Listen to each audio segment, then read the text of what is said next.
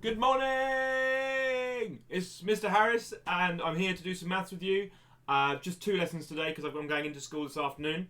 Hopefully you're here for maths. If you're accidentally here because you wanted to watch some horse racing, I'm afraid this is not the right place for you. This is only where the maths lesson is taking place.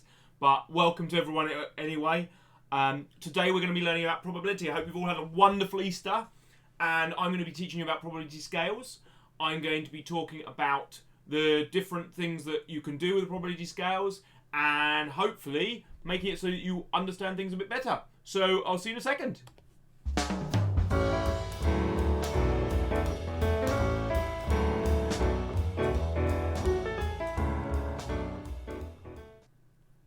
So before we start, I know some of you like it when I tell terrible jokes. So I tried to come up with a really funny one about being in quarantine and in lockdown, but it was more of an inside joke. Anyway, we're going to go straight into today's lesson with our normal warm-up task. I have got myself, over the weekend, it's very exciting, I spent a little bit of my money to try and make this a bit smoother, and I've got a little box next to me now called a Stream Deck, and it tells me when I'm on mute. And the first time I used it yesterday, anyone who watched, I stayed on mute for 11 minutes, so it's working really, really well. Let's go straight over and see if, hopefully, you should see what I can see, which is the anagram starter. And the anagram starter, you have 45 seconds while I say some hellos to write down on your pieces of paper as many words as you can from the letters of probability scale. Good luck. Bonus points for any words over 7 letters. And while you're doing it, I'm going to say good morning to Paul. Good morning, Kyra. Good morning, Amber. Good morning, Sparsh. Good morning, Kira. Thank you for your comments about Easter. I had a lovely Easter, thank you. Good morning, Amelie and Archie. Good morning, Alicia. Good morning, Sophie and Josh. Good morning, Vera. Good morning, Sharanya. And anyone I've missed, I do apologise. I'm trying to go through as many. Good morning, Charlie. Good morning, Summer. Good morning to everyone who is here, which at the moment is 43 wonderful viewers, but that could involve multiple people in the same room, so it could be anywhere up to like 50, 60, who knows. So, we're getting close to 45 seconds. I should do some sort of countdown.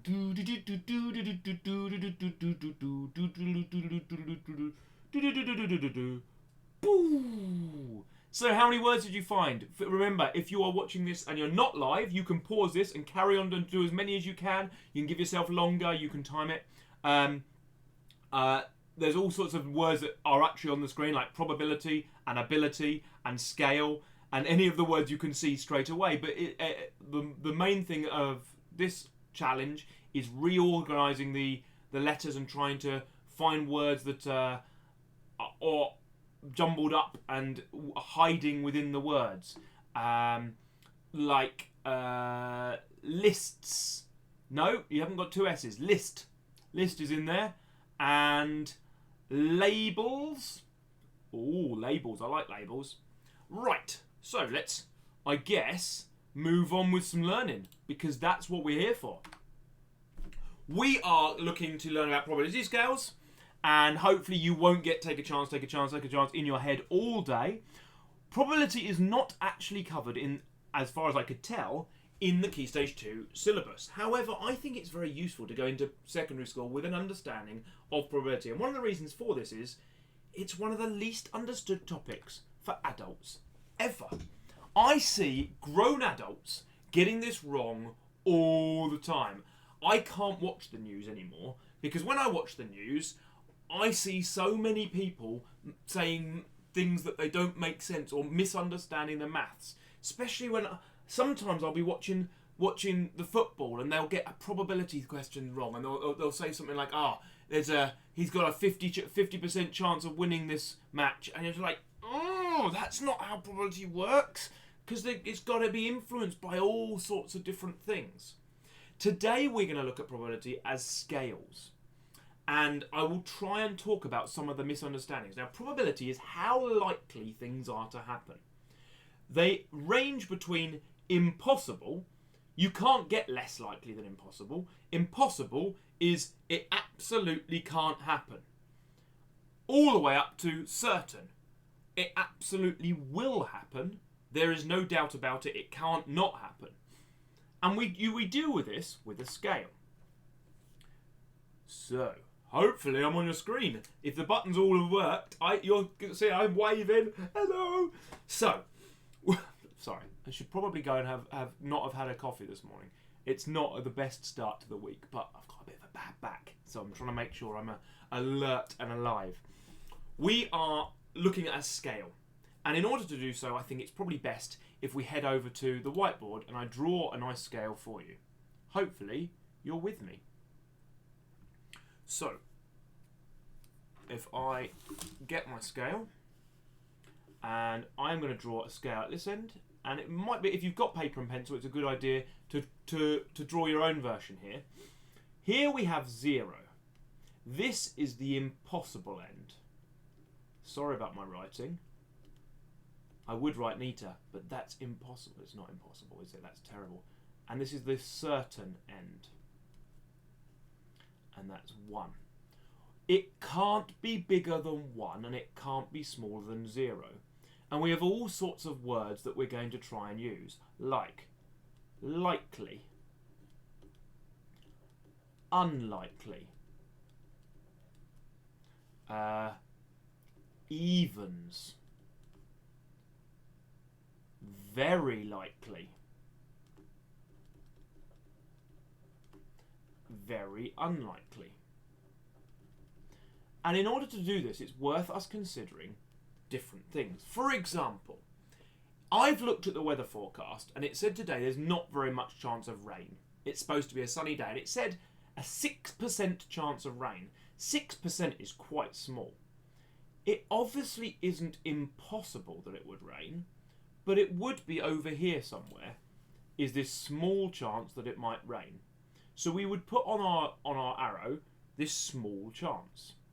Over here, something that's very likely to happen today, it's very likely that we're all gonna have to stay indoors all day, or in our houses. So that's very likely, isn't it? It's very unlikely we're going to get a message on the. It's very unlikely we're going to get anyone saying, "Oh, you can be released now. You're not on lockdown." So unfortunately, we have to put. It's almost certain we're going to be staying on lockdown today, and we'll be inside or in our gardens doing all sorts of different activities. And all the things that might happen in the world go on this scale somewhere. Now, if I was to take a coin, and I don't think I've got a coin. I did prepare a dice, but I didn't prepare a coin. If I took a coin, there are 2 sides to a coin. Now, I've had this argument with someone in my class. Here's my coin. My circles aren't looking very good today. I don't know why. My screen is stretching it, the input a bit. I don't know why. We've got heads and we've got tails. Someone argued with me in my class that you've also got the edge of the coin. I have never tossed a coin and seen it land on the edge. It might have happened, but I've never seen it. So for now, we've got heads and tails. Because there are 2 things that can happen that are equally likely, we would put exactly halfway would be where that would go, and that would be called evens, sometimes known as 50% chance, because it's just as likely to be heads as it is to be tails. The chances of it being heads, it's not impossible to be heads, but it's also not certain. It could be one or the other. And any time we can break things down into fractions, we do. For example, I have got here a dice. A die. In fact, I was looking this up because I've got some people always correct me when I say a dice. You are now allowed to say a dice or a die. The grammar police will be knocking on my door later saying, "Excuse me, did you say a dice?" And it's actually supposed to be called a die.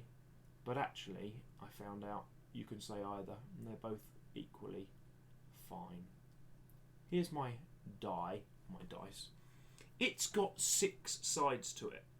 And because it's got 6 sides, if I roll it, this time I've got a 2, this time I've got a 3, there are 6 different things that can happen. And to show this on our grid, what we do is we break the grid down into 6 chunks. So there's 1, break that into 3. These are called sixths. There's 1, 2, 3, 4, 5, 6 sixths. And that's because there's 6 numbers that could happen. And we're going to need to, if we're going to put our things on our scale, we're going to need to put how many things can happen. If I then want to mark on the chance of getting a 6, we write probability of getting a 6 equals, well, there's only 1 6, and there's 1, 2, 3, 4, and 5 that aren't 6. Therefore, that means there are 1/6 chance of getting a 6 on a dice. So it would come all the way down this end of the scale. The chances of getting 1, 2, 3, 4, 5, there are 5 of them. So we go 1, 2, 3, 4, 5. 5/6 chance of getting 1, 2, 3, 4, 5. The chances of getting those ones are 5 out of 6. The chance of getting that one is 1 out of 6. And you can do this with anything. The other thing that and you're going to need for your worksheet I've given is if you get a spinner. That's not the most round of spinners, but let's imagine it was round. This spinner is broken into 4. So my spinner would use these green sections. 1, 2, there'd be a quarter, a half, 3/4. Now let's think of what the spinner could be. Well, we're going to have green. We're going to have zebra. One of these normal scales. You can see how good I am at drawing zebras. Look at how good this zebra is. I think you'll agree you've never seen a zebra as good as that in your life. I probably shouldn't teach maths anymore. I should probably focus on my drawing career, because that is one of the best zebras anyone's ever seen before. I'm being sarcastic. Okay, we've got green, zebra, and we've got sweet. Looks a bit like a fish. Purple sweet. And we've got flower. A completely normal selection of things. And we spin our spinner and we're going to see what's going to come up. Well, the chances of it being a sweet zebra or a thing. So the chance of it being a zebra, I'm not going to draw the zebra, but would be 1 out of 4. Because the zebra is only one of the 4 things on this spinner that can spin round. So when you're thinking, now the chance of it not being a zebra, well, there's 1, 2, 3 things that are not a zebra. So we count 1, 2, 3 sections. That would be the chance of not zebra. So this is how this scale works. What we can therefore do is you can come up with scales for all sorts of different probabilities of things happening. Now, one thing that's useful for any mums and dads out there who do the lottery, the chance of winning, if that's 0 and that's 1, is so close to 0 that we would pretty much say it is 0. It's 1 in 14 million chance of winning. It's very, very remote. I have been winning the lottery every week ever since I was 16. Every weekend I win £1 on the lottery. My special system is this. Let me zoom in so you can see, because I want to give you this knowledge, because that way you can make lots of money too. This is how I win the lottery every weekend, because I'm a maths teacher. Every weekend I win £1 by not putting £1 on the lottery. That's how I win the lottery every week. I don't pay any money on the lottery, and that means I win £1 every Saturday. Everyone else pays £1, and some of them times they win, but normally they don't. I don't pay £1, so I keep my £1. So I win £1 every week. So that's how I win. That's my special secret to winning the lottery every week. I should have done a little clickbait thing on the YouTube thing, shouldn't I? It's like how to win the lottery every time. But that's what we do. So we can always go, remember, this end is impossible. And this end is certain. And whatever you do, you've always got the impossible end through to the certain end. And then your scale, your chances will be somewhere along that scale. And you'll have to, halfway, we called evens. And 3/4 was quite likely. And this one was unlikely. Then we had very likely and very unlikely. Maybe you can think of some things that are very unlikely, unlikely, likely, very likely, and about 50-50. Now, I'm going to talk to you very quickly about 50-50 because, I forgot to show the screen. That's what I was trying to show. That's what should have been on the screen. You can see impossible, certain, evens, and then I've got very unlikely, unlikely, likely, and very likely. Let's go back to me. So, with these scales, maybe you can think of some things that are likely. I wanted to talk to you quickly about evens or 50-50 because some people make the mistake of thinking that 50-50 means it either can happen or it can't happen. And usually, especially even with adults, people say things are 50-50 when they're not. For example, the chance of me being the best maths teacher in the world is not 50-50. It's not a case that I either am or am not. It's actually way more complicated than that. Because there's hundreds and hundreds of math teachers who are better than me, and I'm just a normal math teacher. So the chances are not 50-50, but some people get confused because they think, well, it either is or it isn't. That isn't how it works.